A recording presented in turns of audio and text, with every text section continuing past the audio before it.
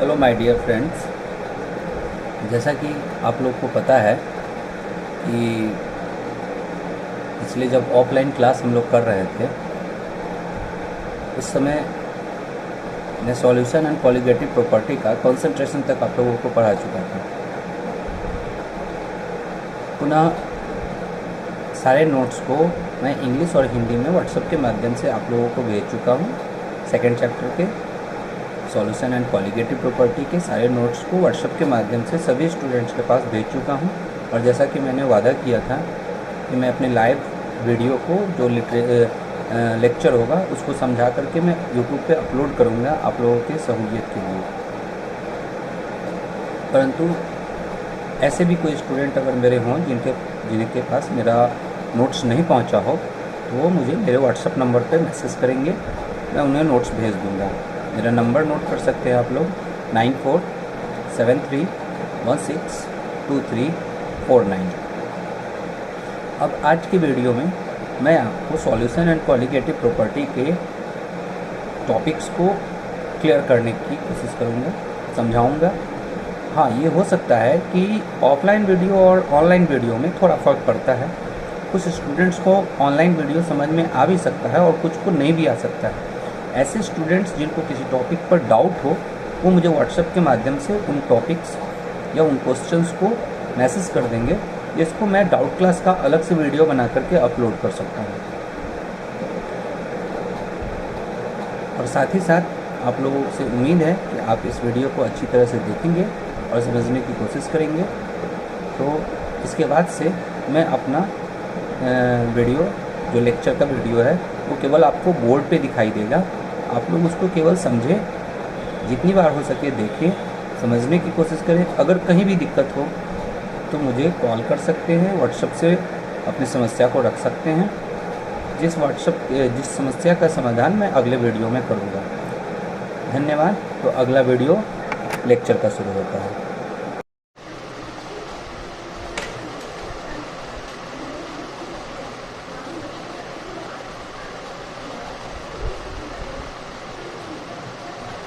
My dear students,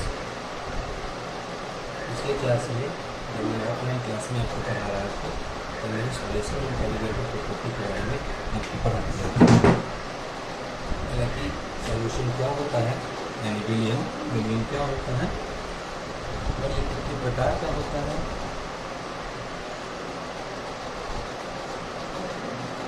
इसका सांद्रण किस प्रकार निकालते हैं, ये सभी बात पिछले क्लास में डिस्कस कर चुके थे। जैसा कि आपको पहले से याद है, सॉल्यूशन यानी विलयन ये दो चीज़ों से मिलकर बना होता है। एक होता है सॉल्वेंट और दूसरा होता है सॉल्यूट यानी विलायक और विलेय। किसी विलयन में जिस अवयवी पदार्थ की मात्रा अधिक होती है वो कहलाता है सॉल्वेंट, और जिसकी मात्रा कम होती है यानी लेस वो कहलाता है solute. It means that A component in solution which have more amount is called solvent, but those component which is less in amount is called solute. On the basis of solute there are two types of solution, that is dilute solution and concentrated solution, अर्थात तनु विलयन तथा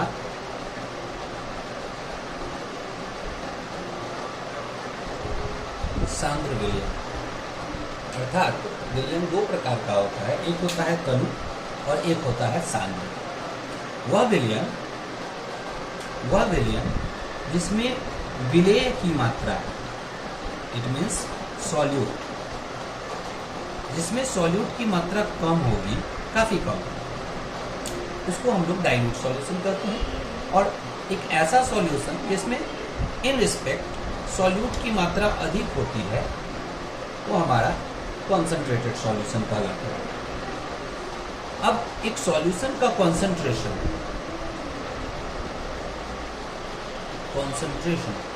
यानी सांद्रण, ये क्या होता है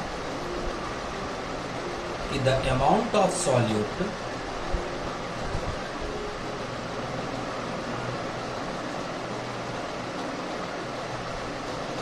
dissolved in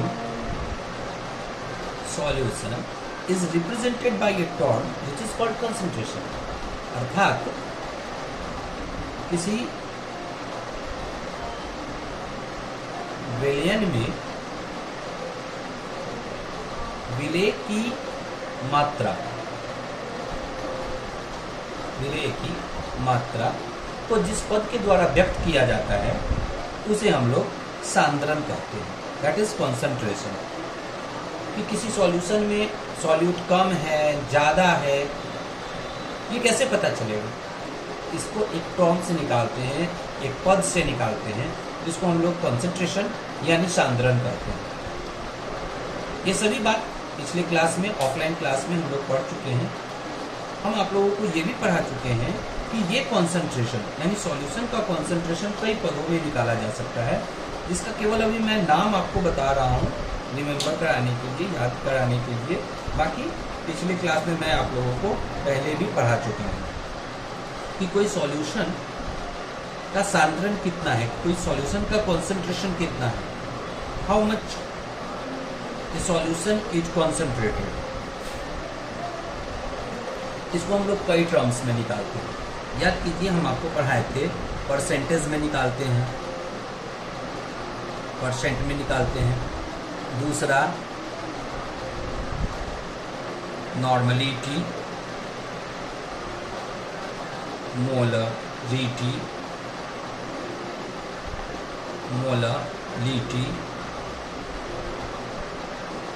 mole, fraction, strength, ppm।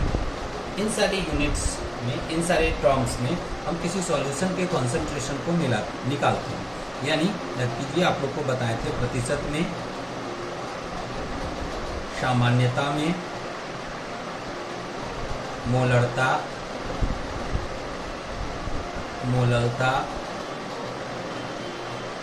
मोल प्रभाज, शक्ति और भाग प्रति मिलियन। इन 60 टर्म्स में हम लोग किसी सॉल्यूशन के कॉन्सेंट्रेशन या सांद्रता को निकालते हैं कि किसी सॉल्यूशन में सॉल्यूट कितना है, कम है, 2 ग्राम है, 4 ग्राम है, 25 ग्राम है, 50 ग्राम है। एक सॉल्यूशन में कितना सॉल्यूट घुला हुआ है, इसको इन 7 टर्म्स में हम लोग कैलकुलेट करते हैं। इसके बारे में हम आपको पहले डिटेल्स में पढ़ा चुके हैं कि ये क्या होते हैं, इनके बीच क्या रिलेशन होता है। अगर आप लोगों को परसेंटेज पता है तो नॉर्मलिटी कैसे निकालेंगे, अगर मोलरिटी पता है मोलरिटी कैसे निकालेंगे, ये सभी हम आप लोगों को पढ़ा चुके हैं। आप लोग अपने नोट से एक बार इसको रिवाइज कर लेंगे। अगर किसी को इनमें कोई डाउट होगा तो मुझे व्हाट्सएप के माध्यम से बता देंगे, मैं डाउट क्लास में इसको फिर से क्लियर कर दूँगा। पढ़ाने के दौरान अगर इनमें से किसी टर्म का ज़रूरत पड़ेगा तो मैं फिर से डिस्कस करूँगा। तत्काल मैं अगले पॉइंट की ओर बढ़ता हूँ, जो कि आपको कंसंट्रेशन से आगे का टॉपिक है।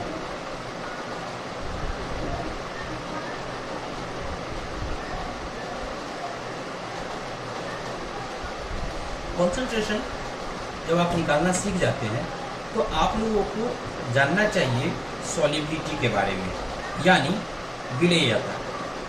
कोई सॉल्यूट किसी सॉल्यूशन में डिसॉल्व होता है, घुलता है, विलेय हो जाता है, डिसॉल्व हो जाता है, लेकिन उसकी सॉल्युबिलिटी कितनी है, वो कितनी मात्रा में घुल सकता है। यानी एक टर्म है सॉल्युबिलिटी, विलेयता। क्या होता है सॉल्युबिलिटी?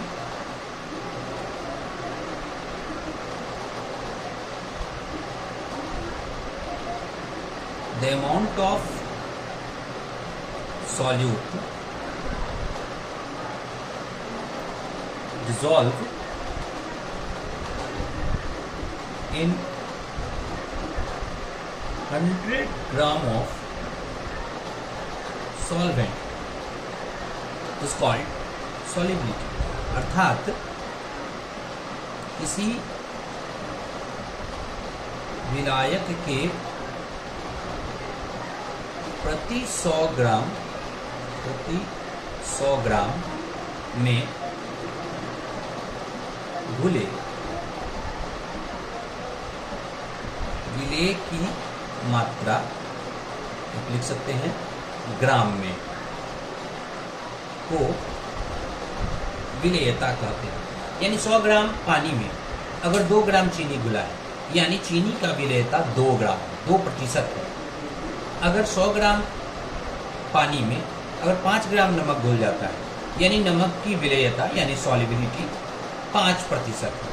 कहने का मतलब कि 100 ग्राम सॉल्वेंट, वाटर कह सकते हैं, वाटर एक यूनिवर्सल सॉल्वेंट है, 100 ग्राम वाटर में पानी में कोई सॉल्यूट मैक्सिमम जितना घुल सकता है that is the solubility, that is the maximum amount of solute dissolve for 100 gram of a solvent to form a concentrated solution is called solubility. कि किसी सांद्र विलयन को बनाने के लिए किसी विलेय की जो अधिकतम मात्रा हम 100 ग्राम विलायक में घुला सकते हैं उसे हम उस विलेय की उस विलायक में विलेयता कहते हैं। अर्थात अच्छा, मैं ये जो डिफिनीशन लिख रहा हूँ ये मैं पूरा नहीं लिख रहा हूँ, इसको केवल समझाने के लिए मैं शॉर्ट में लिख रहा हूँ। पूरा डिफिनीशन आपके नोट्स में मिल जाएगा। कहीं कोई दिक्कत होगा तो आप मुझे बताएंगे, फिर डाउट क्लास में देखेंगे। अर्थात सॉल्युबिलिटी की अगर हम लोग बात करें तो इसे हम लोग कैपिटल एस से रिप्रेजेंट करते हैं और इसको हम लोग परसेंटेज में डिनोट करते हैं। अब एस का यानी सॉल्युबिलिटी का फॉर्मूला क्या हो जाएगा? W/W into 100। This is the formula of solubility. Where small w क्या है? स्मॉल w होता है amount of solute. Capital W क्या है? Amount of solvent. Amount of solvent यानी विलेय की मात्रा ग्राम में, जो भी ग्राम किलोग्राम जिसमें भी आपको देगा, दोनों सेम यूनिट में होना चाहिए, और विलायक की मात्रा।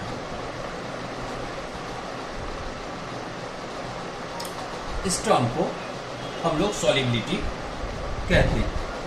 कई बार आपको सॉल्युबिलिटी के लिए एक और फॉर्मूला यूज होगा, हालांकि ये रेयर होता है, लेकिन अगर कभी किसी न्यूमेरिकल में आपको सॉल्युबिलिटी प्रोडक्ट दिया हुआ हो, ये बहुत कम यूज होता है लेकिन कभी कभी यूज पड़ सकता है। अगर किसी न्यूमेरिकल क्वेश्चन में आपको सॉल्युबिलिटी प्रोडक्ट दिया हो और कहे सॉल्युबिलिटी निकालने के लिए, तो आप इस फॉर्मूला के माध्यम से सॉल्युबिलिटी विलयन का निकाल सकते हैं। अब यह सवाल उठता है कि सॉल्युबिलिटी किस पे डिपेंड करता है? सॉल्युबिलिटी कई बातों पर डिपेंड करता है। सबसे पहले डिपेंड करता है नेचर पर, सॉल्यूट या सॉल्वेंट का नेचर। एक थ्योरी आप लोगों को मैं पहले भी पढ़ा चुका हूँ, 11th में पढ़ाया था। अगर किसी को नहीं याद होगा तो अब जान सकते हैं आप लोग। एक थ्योरी हम आपको पढ़ाए थे, लाइट dissolves like, यानी एक जैसी चीज अपने जैसी चीजों में ही घुलते हैं। अर्थात अगर कोई इनऑर्गेनिक है तो वो इनऑर्गेनिक में आसानी से घुल जाएगा। आप देखेंगे कि नमक जो है वो पानी में आसानी से घुल जाता है, लेकिन नमक अल्कोहल में आसानी से नहीं घुलता है। क्यों? क्योंकि अल्कोहल ऑर्गेनिक होता है और नमक इनऑर्गेनिक होता है।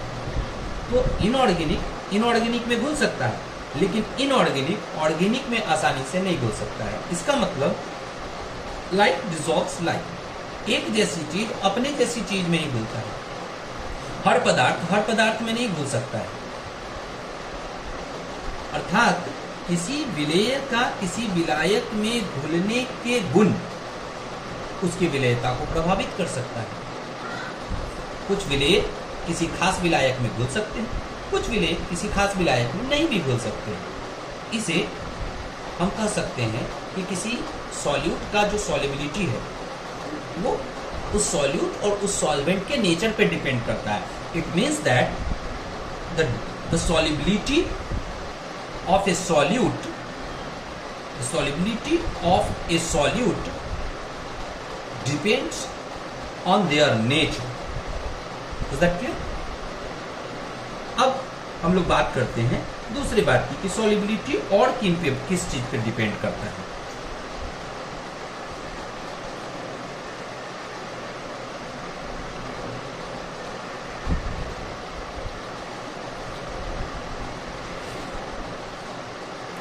दूसरी बात हम लोग करते हैं, सॉल्युबिलिटी डिपेंड कर सकता है टेम्परेचर।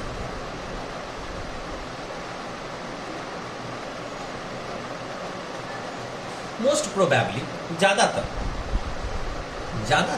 जो सॉल्युबिलिटी होता है वो टेम्परेचर के डायरेक्टली प्रोपोर्शनल होता है। इट मीन्स दैट कि अगर टेम्परेचर बढ़ेगा तो सॉल्यूट का सॉल्युबिलिटी भी बढ़ जाएगा। आप लोग ये सब देखे होंगे कि जब पानी में आप चीनी को घुलाते हैं, एक पानी में जब हम लोग चीनी को डालकर घुलाते हैं, डिसॉल्व करते हैं, स्टिर करते हैं, इस तरह से घुलाते हैं तो चीनी घुलता है।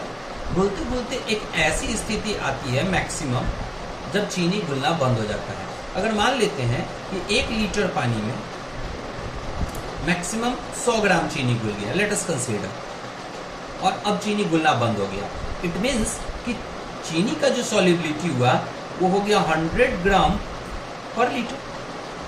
लेकिन आप लोग ऐसा भी देखे होंगे कि जब 100 ग्राम चीनी यानी मैक्सिमम चीनी जब घुलता है, वो घुलना जब बंद हो जाता है, उसको आप एक कढ़ाई पर चढ़ा करके और गर्म करें और फिर एक्स्ट्रा चीनी घुला दे 10 ग्राम, आप देखेंगे कि इस 100 ग्राम के बाद ये 10 ग्राम चीनी फिर से घुल जाता है। यानी अब चूंकि गर्म कर दिए, टेम्परेचर बढ़ा दिए, तो सॉल्युबिलिटी 100 के जगह 100 प्लस 10 110 ग्राम पर लीटर होगी। इससे क्या पता चला? इससे ये पता चलता है कि जो सॉल्युबिलिटी है किसी भी सॉल्यूट का वो टेम्परेचर के डायरेक्टली प्रोपोर्शनल होता है। अगर टेम्परेचर बढ़ेगा तो सॉल्यूट का सॉल्युबिलिटी भी बढ़ेगा। मोस्ट प्रोबेबली ऐसा ही होता है, लेकिन कभी कभी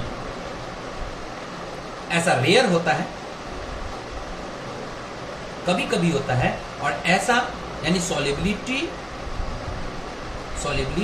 इन्वर्सली प्रोपोर्शनल होता है टेम्परेचर के, यानी टेम्परेचर बढ़ेगा तो सॉल्युबिलिटी घट जाएगा। लेकिन ये कंडीशनल है, ये हमेशा नहीं होता है। ये होगा केवल ऐसे सॉल्यूशन में जो एक्सोथर्मिक हो, एक्सोथर्मिक सॉल्यूशन यानी जिस सॉल्यूशन को बनने में एनर्जी निकलता हो, ऊष्मा क्षेपी, जिस सॉल्यूशन को बनाने में एनर्जी रिलीज होता हो, वैसे सॉल्यूशन की सॉल्युबिलिटी टेम्परेचर के इन्वर्सली प्रोपोर्शनल होगा। यानी अगर टेम्परेचर बढ़ेगा तो सॉल्युबिलिटी घट जाएगा। सवाल उठता है कि कौन सा, ऐसा कौन सा एग्जाम्पल है? तो ऐसा एग्जाम्पल है लाइम यानी चूना।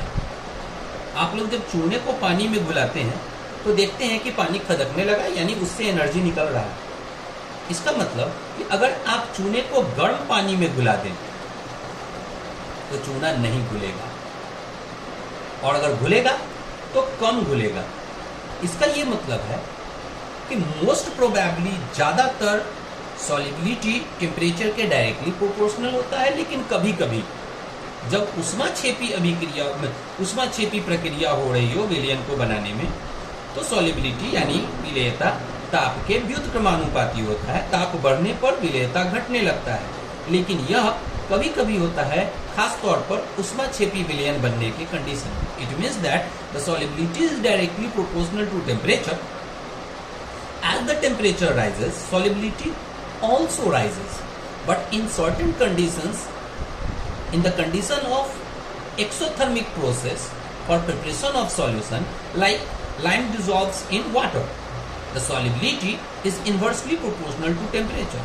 As the temperature increases, the solubility of lime in the water decreases. Is that clear?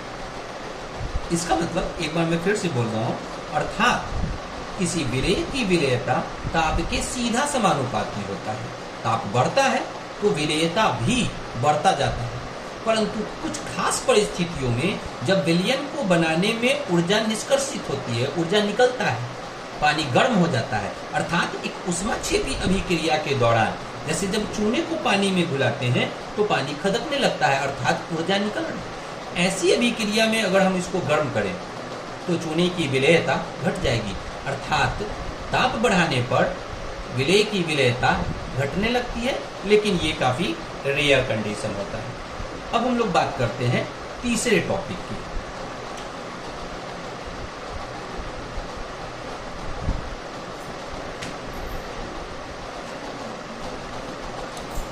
तीसरा टॉपिक होता है दाब, यानी प्रेशर। अगर आप देखें, ये ठोस है, ये बोर्ड जो है ये सॉलिड है, ये पेन अगर आप लोग को दिख रहा होगा, ये पेन भी एक सॉलिड है। अगर मैं इसको प्रेस करता हूं तो ये दबता नहीं है।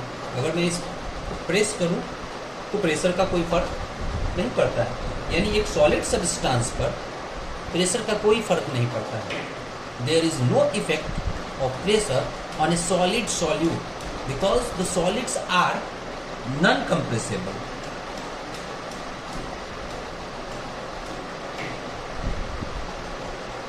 और यही कारण है कि there is no effect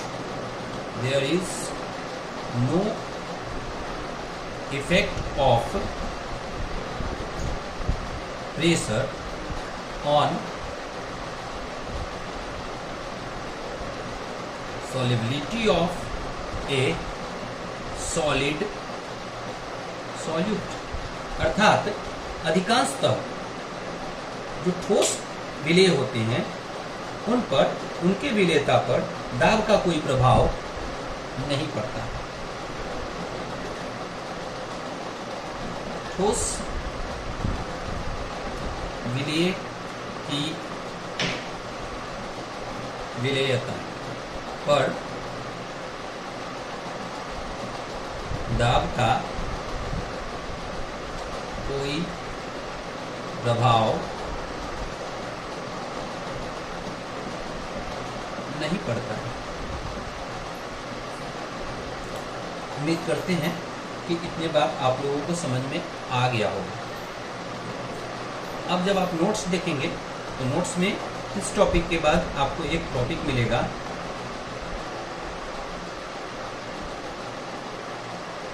solubility curve, विलेयता वक्र। लेकिन इस टॉपिक को समझाने के पहले मैं इस टॉपिक को एक बार फिर से समझाना चाहता हूँ, क्योंकि हो सकता है कि आप लोग मेरी बात को सुन करके ऐसा आप लोग को लग रहा होगा कि जो ये टॉपिक इसको हम लोग डिस्कस किए हैं इसमें हम केवल ठोस के बारे में बात कर रहे हैं, ओनली सॉलिड सॉल्यूट के बारे में बात कर रहे हैं। तो ये बात दिमाग में आता है कि अगर सॉल्यूट गैस हो तो क्या, कि अगर गैस की अवस्था में विलेय हो तो क्या दाब का प्रभाव पड़ेगा? जवाब है यस, बिल्कुल पड़ेगा। क्योंकि याद कीजिए, आप लोग पढ़े थे 11th में, आप लोगों को मैंने पढ़ाया था बॉयल्स लॉ।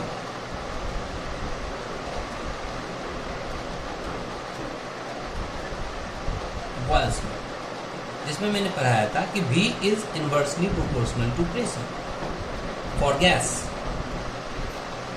कि किसी गैस के लिए दाब बढ़ाने पर उसका आयतन धीरे धीरे कम होता जाता है, और अगर दाब बढ़ाता चला जाया जाए तो एक ऐसी स्थिति भी आती है कि गैस कन्वर्ट कर जाता है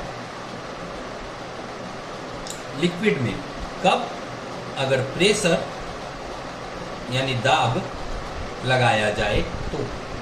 इसका ये मतलब है कि प्रेशर लगाने से किसी गैस का जो सॉल्युबिलिटी है उस पर फर्क पड़ सकता है। कैसे फर्क पड़ सकता है, इस बारे में अब हम लोग फिर से चर्चा करते हैं।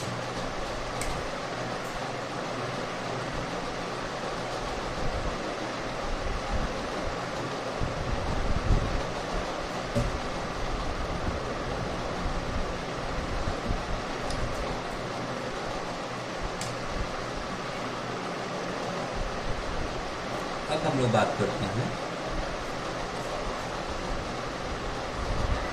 सॉल्युबिलिटी ऑफ गैस, यानी गैस की विलेयता। हम आपको बता देते हैं कि द सॉल्युबिलिटी ऑफ गैस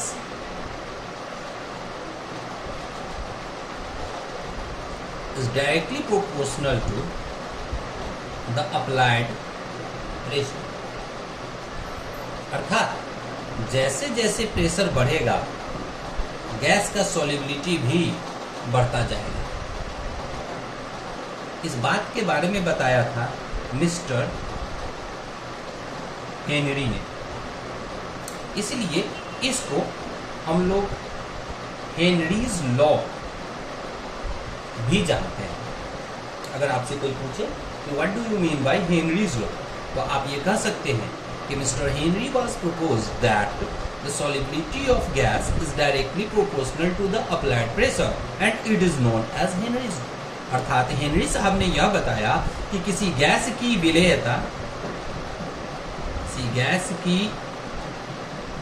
विलेयता आरोपित किए गए दाब के सीधा समानुपाती होता है। अर्थात जैसे जैसे दाब बढ़ाते हैं गैस की विलेयता बढ़ती जाती है।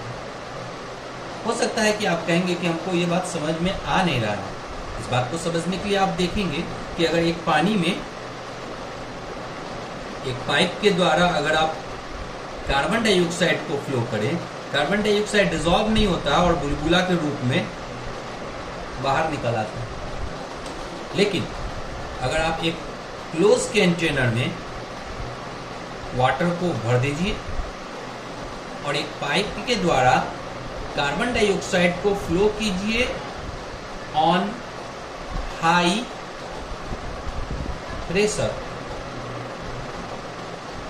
उच्च दाब पर, तो आप क्या देखेंगे कि वाटर कार्बन डाइऑक्साइड में घुलकर H2CO3 यानी कार्बोनिक एसिड बन जाता है, जिसका इस्तेमाल हम लोग cold drinks, Pepsi, Coca Cola इन सब में इस्तेमाल करते हैं। इसलिए कहते हैं कि पेप्सी या कोका कोला के बोतल को खुला नहीं छोड़ना चाहिए, नहीं तो उसमें से गैस उड़ जाएगा।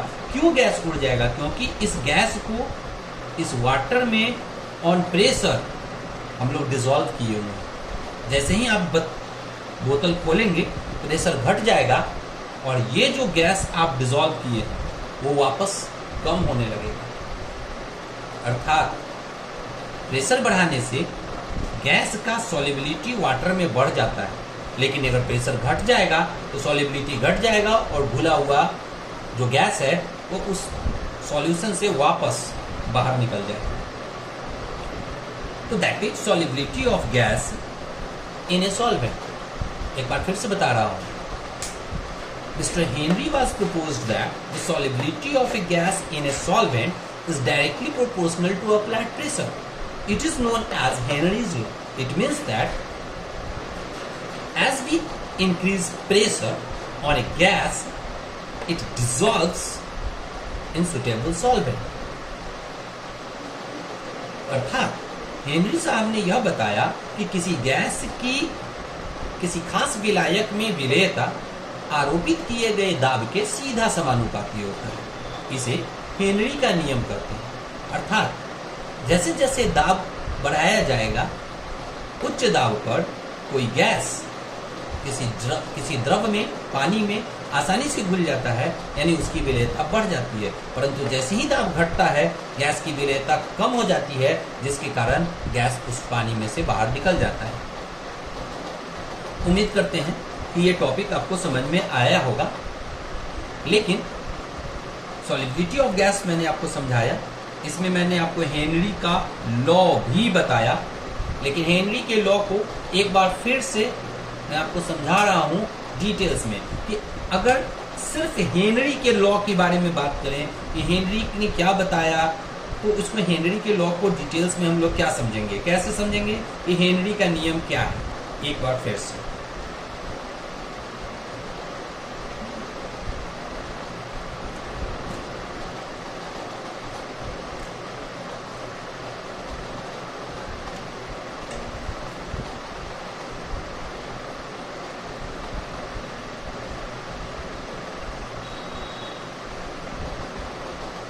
हेनरीज लॉ,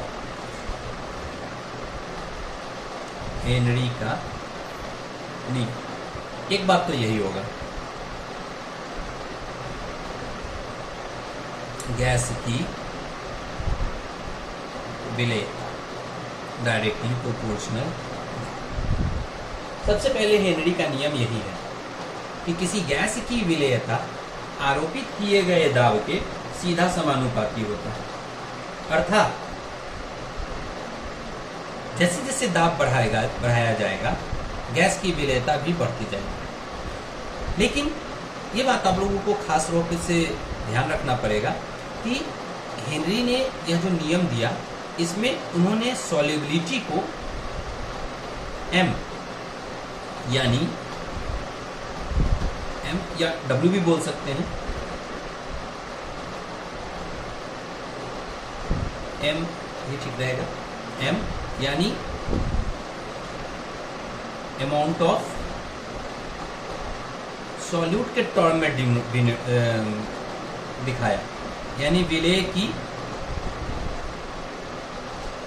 मात्रा। सॉल्युबिलिटी के बारे में हम आपको पहले ही पढ़ा चुके हैं।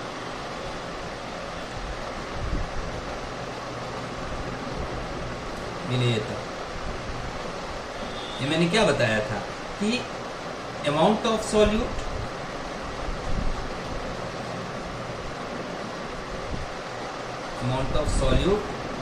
इन सॉल्वेंट, विलायक में विलेय की मात्रा, इसको हम लोग सॉल्युबिलिटी कहते हैं। तो इसलिए हेनरी साहब ने सॉल्युबिलिटी ऑफ गैस को रिप्रेजेंट किया M से, अमाउंट ऑफ सॉल्यूट से। इस आधार पर M प्रोपोर्शनल होता है P। Now M is equal to K. This is the formula where K is equal to proportionality constant.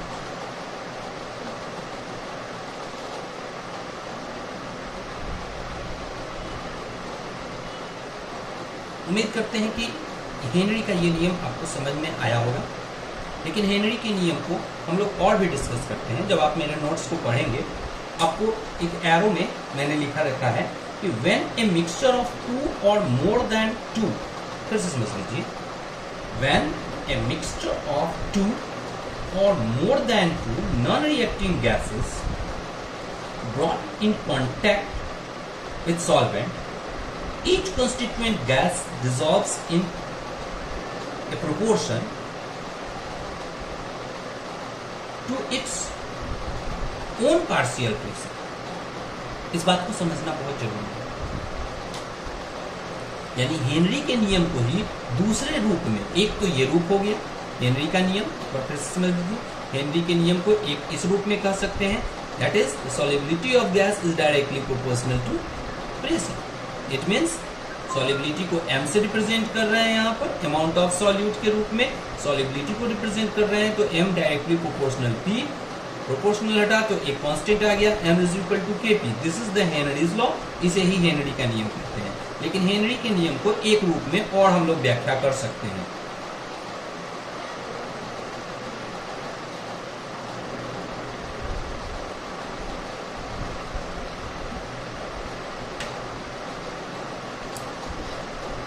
याद कीजिए, ये बात मैंने 11th में भी पढ़ाया था कि अगर किसी दो लिक्विड को मिला दिया जाए A एंड B, तो A का अपना एक प्रेशर होगा PaO और B का अपना एक प्रेशर होगा PbO, दैट इज इनका ओरिजिनल वेपर प्रेशर। लेकिन जैसे ही ये दोनों डिसॉल्व होगा, A का जो वेपर प्रेशर है PaO, ये घट के हो जाता है Pa, और B का जो प्रेशर है Pb, ये घट के हो जाता है Pb, और that is called partial vapour pressure, आंशिक वाष्प दाब। मान लेते हैं कि A का Na मोल बुलाया गया और B का Nb मोल बुलाया गया। याद कीजिए, मैंने आपको मोल फ्रैक्शन पढ़ाया था, जिसमें आपको बताया था A by Na plus Nb, XA is equal to, और XB इज इक्वल टू बताया था Nb by Na plus Nb।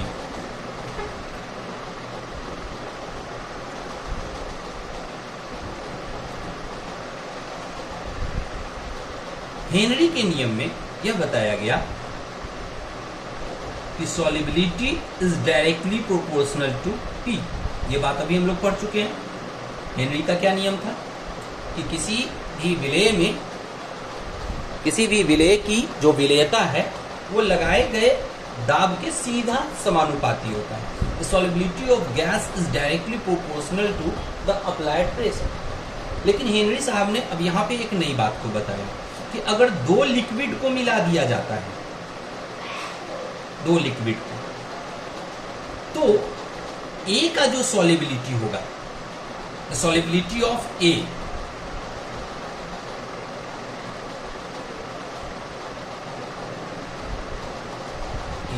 यानी A की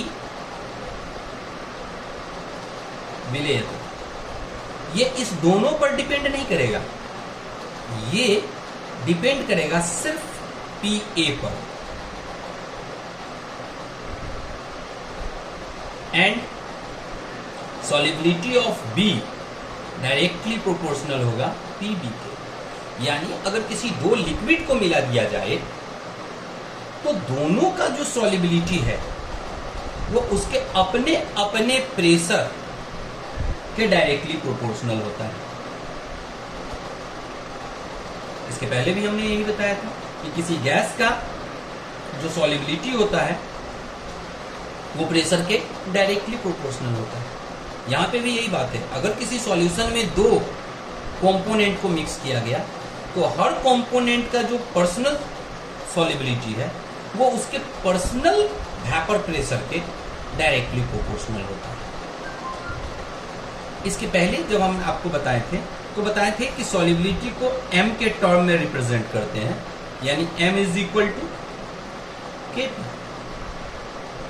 यहां पर चूंकि हेनरी साहब ने दो गैस को मिलाने का काम किया है किसी सॉल्वेंट में, सुटेबल सॉल्वेंट में, यानी यहां जो सॉल्युबिलिटी को टर्म को रिप्रेजेंट किया जाएगा वो किया जाएगा मोल फ्रैक्शन के टर्म में। It means that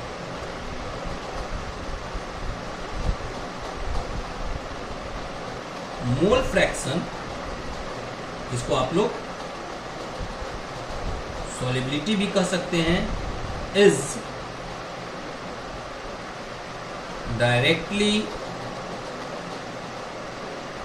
proportional to pressure.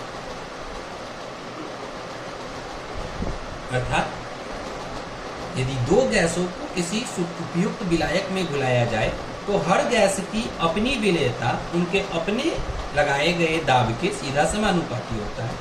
चूंकि विलेयता को मोल प्रभाज के पदों में व्यक्त किया जाता है, इसलिए हम लोग कह सकते हैं कि विलेय का मोल प्रभाज विलेय का मोल प्रभाज्य दाब के सीधा समानुपाती होगा। तो हम आपको पढ़ाए हैं मोल फ्रैक्शन यानी मोल प्रभाज्य, इसको रिप्रेजेंट करते हैं x से, तो x directly proportional p।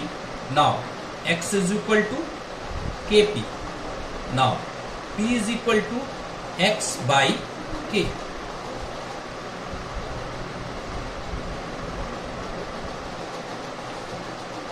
One by k denoted by kh. Now p is equal to, now p is equal to kh into x. This is the final formula where kh is called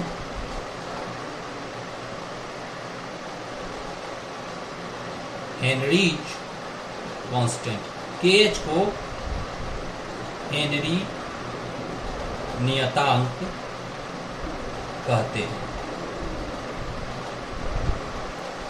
उम्मीद करते हैं कि Henry का नियम आप लोगों को समझ में आया होगा। आगे चल के हेनरी ने इस नियम को प्रमाणित करने के लिए एक ग्राफ खींचा। हेनरी साहब ने एक्स एक्सिस और वाई एक्सिस, एक्स एक्सिस पर उन्होंने एक्स यानी मोल फ्रैक्शन के वैल्यू को लिया 1 2 3 4 and so on. Y axis पर इन्होंने प्रेशर लिया P 1 2 3 4 और अपने ऑब्जर्वेशन और प्रैक्टिकल के बेस पर उन्होंने एक ग्राफ खींचा। जब उन्होंने देखा तो एक इंक्लाइंड ग्राफ मिलता है जिसका जो स्लोप है दैट इज KH। और जैसा कि आप जानते हैं मैथ में भी पढ़े होंगे कि अगर ग्राफ में एक इंक्लाइंड लाइन मिल रहा है इट मीन्स कि ये जो है मोल फ्रैक्शन ये डायरेक्टली प्रोपोर्शनल है प्रेशर का, जो अप्लाइड प्रेशर है उसका। तो इस ग्राफ के द्वारा हेनरी का नियम प्रूफ हो जाता है, प्रमाणित हो जाता है, जो हेनरी साहब ने कहा था। और हेनरी साहब ने क्या कहा था? हेनरी साहब ने कहा था कि the solubility of gas is directly proportional to applied pressure, या यूं कह सकते हैं कि the amount of gas dissolve is directly proportional to pressure, या यूं कह सकते हैं कि the mole fraction of gas in a solution is directly proportional to pressure. सभी हेनरी का ही नियम है। इन तीनों में से किसी भी रूप में हेनरी के नियम को व्यक्त किया जा सकता है। अर्थात हम कह सकते हैं कि किसी गैस का विलेय में विलेयता लगाए गए दाब के सीधा समानुपाती होता है, या यूं कहें कि किसी विलयन में विलेय की मात्रा लगाए गए दाब के सीधा समानुपाती होता है, या यूं कह सकते हैं कि किसी गैस का मोल प्रभाज, किसी विलयन में किसी गैस का मोल प्रभाज आरोपित दाब के सीधा समानुपाती होता है। परंतु आपको यह ध्यान रखना होगा कि हेनरी का जो नियम था वो सिर्फ और सिर्फ गैस के लिए अप्लाई होता था। उम्मीद करते हैं कि हेनरी का नियम आपको अच्छे से समझ में आ गया होगा। तो हेनरी के नियम को यहीं पर हम रोकते हैं और हम आपको अगले टॉपिक पे ले जाते हैं, जो हम आपको बीच में रोक दिए थे। एक आपको टॉपिक बताए थे सॉल्युबिलिटी कर्व के बारे में। मैंने कहा था सॉल्युबिलिटी कर्व को मैं इसके बाद बताऊंगा, तो आप पहले सॉल्युबिलिटी कर्व के बारे में समझ लीजिए। हालांकि सॉल्युबिलिटी कर्व कोई बहुत भारी टॉपिक नहीं है, एक छोटा सा ग्राफिकल रिप्रेजेंटेशन है जिसको हम लोग सॉल्युबिलिटी कर्व कहते हैं। अगर हम लोग एक्स एक्सिस और वाई एक्सिस पर सॉल्युबिलिटी और टेम्परेचर को रखकर ग्राफ खींचे, इस पे हम लोग टेम्परेचर रख देते हैं और वाई एक्सिस पर सॉल्युबिलिटी को रखकर जब हम ग्राफ खींचते हैं डिफरेंट सॉल्यूट्स के लिए, तो हर सॉल्यूट के लिए अलग अलग तरह का आपको ग्राफ मिलता है। NaCl, Na2SO4 dot 10H2O, KNO3 and so on. इस रिप्रेजेंटेशन को ही हम लोग सॉल्युबिलिटी कर्व कहते हैं। यानी आप कह सकते हैं कि the graphical representation between solubility and temperature for the different solutes it's said to as solubility curve. अर्थात विभिन्न विलेयों के विलेयता तथा ताप के बीच खींचे गए लेखा चित्र अर्थात ग्राफ को हम लोग विलेयता वक्र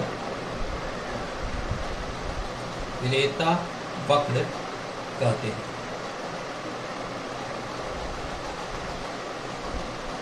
उम्मीद करते हैं कि आपको सॉल्युबिलिटी कर्व और हेनरी का नियम समझ में आ गया होगा। अब इससे पहले कि हम आपको मैं आपको कॉलिगेटिव प्रॉपर्टी पढ़ाऊं, आप लोग कुछ छोटे छोटे टर्म्स हैं जिसको समझ में तो ज़्यादा बेहतर होगा, क्योंकि अगला टर्म जो भी है जो रॉल्ड्स लॉ पढ़ाएंगे, जो हम आपको पढ़ाएंगे कॉलिगेटिव प्रॉपर्टी कितने तरह के होते हैं, उनको कैसे रिप्रेजेंट करते हैं, रॉल्ट ने उनके बारे में उस सभी के बारे में क्या बताया, उन सभी को समझने के लिए आपको पहले कुछ टर्म्स समझने होंगे जो आप लोग पहले समझ लीजिए। वेपर प्रेशर यानी वाष्प। ये वेपर प्रेशर क्या होता है? अगर किसी भी लिक्विड को एक क्लोज्ड कंटेनर में बंद कर दें, आप देखेंगे कि इसके अपर लेयर के जो मॉलिक्यूल्स हैं वो नीचे के लेयर के मॉलिक्यूल से एनर्जी एब्जॉर्ब करके गैस के रूप में कन्वर्ट करेंगे। यानी कौन सा प्रोसेस होगा? वेपोराइजेशन, वाष्पीकरण। ये गैस जब सबसे ऊपर की सतह पर आएंगे तो अपने एनर्जी को लूज कर देंगे और वापस लिक्विड के फेज में कन्वर्ट कर जाएंगे। यानी कौन सा प्रोसेस होगा? कंडेंसेशन, संघनन। अर्थात इसका मतलब यह है कि पहले वेपोराइजेशन तेजी से होता है, कंडेंसेशन धीरे धीरे वेपोराइजेशन कम होता जाता है और कंडेंसेशन तेज होता जाता है। एक ऐसा कंडीशन आता है जब वेपोराइजेशन और कंडेंसेशन बराबर हो जाता है, इक्वल हो जाता है। That stage is called equilibrium,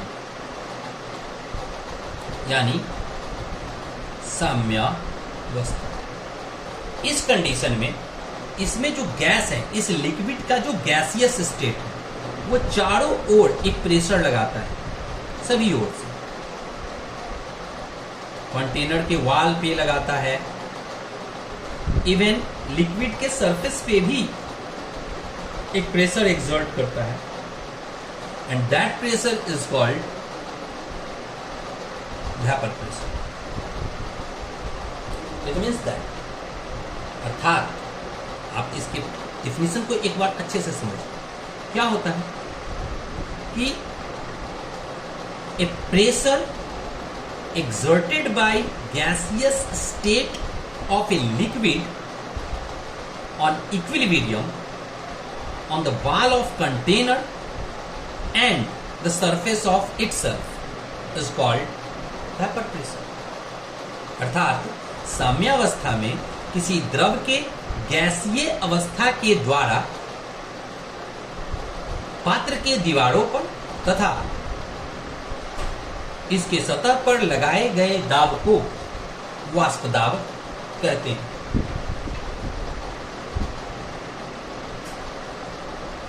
उम्मीद करते हैं कि वेपर प्रेशर आप लोग को समझ में आ गया होगा।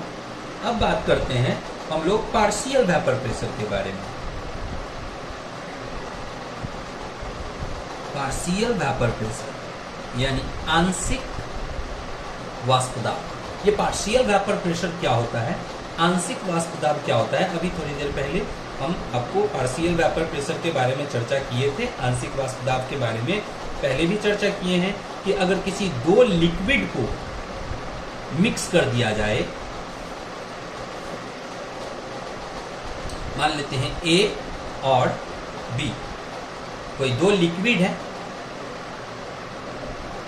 द्रव, जिसको डिसॉल्व कर दिया गया, घुला दिया गया। अगर ए, जब ये दोनों अलग अलग थे, ए अलग था, बी अलग था, तो ए का जो वेपर प्रेशर था it is represented by PaO, PA naught कह सकते हैं, और बी का जो वेपर प्रेशर था that is represented by PB naught. Let us consider PA naught is equal to 10 and PB naught is equal to 8। But when we mix A and B to each other, the vapor pressure of each liquids A and B decreases। इसका मतलब क्या है कि A का जो vapour pressure PA not है वो घट के हो जाएगा PA, और B का जो वेपर प्रेशर है PB नॉट ये घट के हो जाएगा PB, and that PA and PB is called partial vapour pressure, आंशिक वाष्प दाब। अगर यहाँ पे PA नॉट का वैल्यू 10 है तो इसका वैल्यू हो सकता है घट के 9 हो जाए, इसका अगर यहाँ पे वैल्यू 8 है तो इसका वैल्यू हो सकता है घट के 7 हो जाए, लेकिन जब भी होगा तो इसके ओरिजिनल वेपर प्रेशर से कम ही होगा, और so that it is called आंशिक वाष्प दाब, पार्शियल वेपर प्रेशर। एक बार मैं डेफिनेशन बोल रहा हूं, आप लोग अच्छे से समझिए। The pressure of A component liquid in binary solution is called their partial vapor pressure। किसी विलयन में अवयवी द्रव के द्वारा लगाए गए वाष्प दाब को इसका आंशिक वाष्प दाब होता है, और आंशिक वाष्प दाब जो होता है वो हमेशा वास्तविक वाष्प दाब से कम ही होता है। It means the partial vapour pressure of a component must be less than it's original vapour pressure. उम्मीद करते हैं कि आप लोगों को ये पार्शियल वेपर प्रेशर टर्म समझ में आ गया होगा। अगर ये नहीं समझ में आया होगा तो इसको आप लोग बैक करके, रिवाइंड करके फिर से देख लीजिए, क्योंकि अगला टॉपिक जो है ये इससे रिलेटेड है। हम आप लोगों को पढ़ाने जा रहे हैं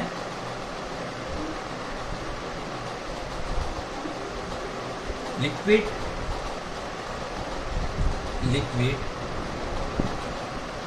सॉल्यूशन, द्रव कि जब किसी दो लिक्विड को एक दूसरे में मिलाते हैं that is called binary solution. द्विअंगी विलयन।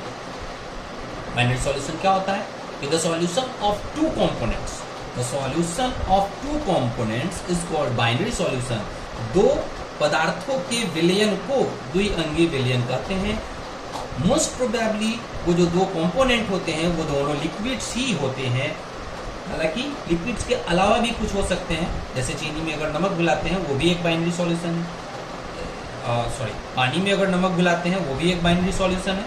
पानी में अगर चीनी घुलाते हैं वो भी एक बाइनरी सॉल्यूशन है। लेकिन मोस्ट प्रोबेबली हम लोग जो अभी यहाँ पे बात कर रहे हैं लिक्विड सॉल्यूशन की बात कर रहे हैं, यानी वाटर में आप अल्कोहल डिसॉल्व कर सकते हैं, वाटर में आप हाइड्रोक्लोरिक एसिड डिसॉल्व कर सकते हैं, वाटर में आप HNO3 नाइट्रिक एसिड डिसॉल्व कर सकते हैं। किसी भी दो लिक्विड के सॉल्यूशन को हम लोग यहाँ पे बाइनरी सॉल्यूशन करके पढ़ रहे हैं, यानी किसी दो द्रवों के मिश्रण को हम लोग द्विअंगी विलयन यानी बाइनरी सॉल्यूशन कहते हैं। और इस द्विअंगी विलयन के लिए, बाइनरी सॉल्यूशन के लिए मिस्टर रॉल्ट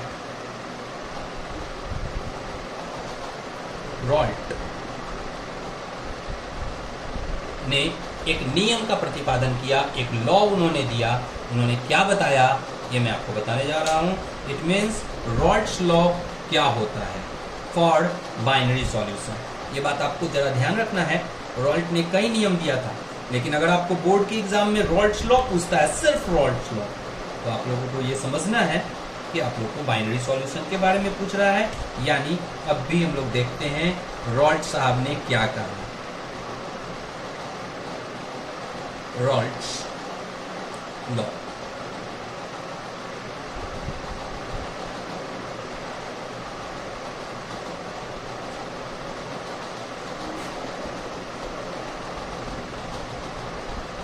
रॉल्ट साहब ने कहा था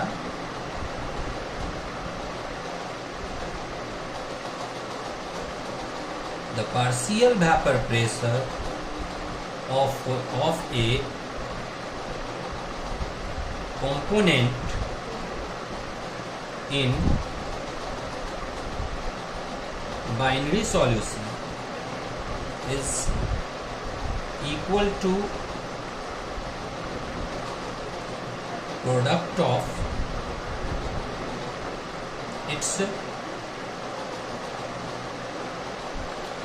ओरिजिनल वेपर प्रेशर, सॉल्वेंट के फॉर्म में जो होता है वो, एंड मोल फ्रैक्शन, अर्थात किसी द्विअंगी विलयन के अवयवी द्रव का आंशिक वाष्प दाब उसके मूल प्रभाज तथा वास्तविक वाष्प दाब के गुणनफल के बराबर होता है। इसे ही रॉल्ट का नियम यानी रॉल्ट्स लॉ कहते हैं फॉर बाइनरी सॉल्यूशन। अर्थात अगर हम लोग बात करते हैं एक लिक्विड ए और एक लिक्विड बी की, मान लेते हैं ए का वेपर प्रेशर है PA0 और बी का वेपर प्रेशर है PB। नाउ अगर इसका ए का मोल मानते हैं Na और बी का मोल मानते हैं Nb। अब अगर हम लोग Na और Nb को मिक्स कर देते हैं, लेट अस कंसीडर PA0 जो है वो घट करके डिक्रीज करके Pa हो जाता है, यानी A का पार्शियल वेपर प्रेशर, और B का जो ओरिजिनल वेपर प्रेशर है PB0 ये डिक्रीज करके PB हो जाता है, यानी B का पार्शियल वेपर प्रेशर। हम आपको पढ़ाए हैं मोल फ्रैक्शन, XA का फॉर्मूला होता है Na प्लस Nb और XB का फॉर्मूला होता है Nb/Na plus Nb। Now Raoult's law की बात करते हैं। रॉल्ट साहब ने बताया Pa is equal to Pa0 into XA and Pb is equal to Pb0 into XB। This is Rayleigh's law। Pa क्या है? Partial vapour pressure. Pa0 क्या है? Original vapour pressure into XA क्या है?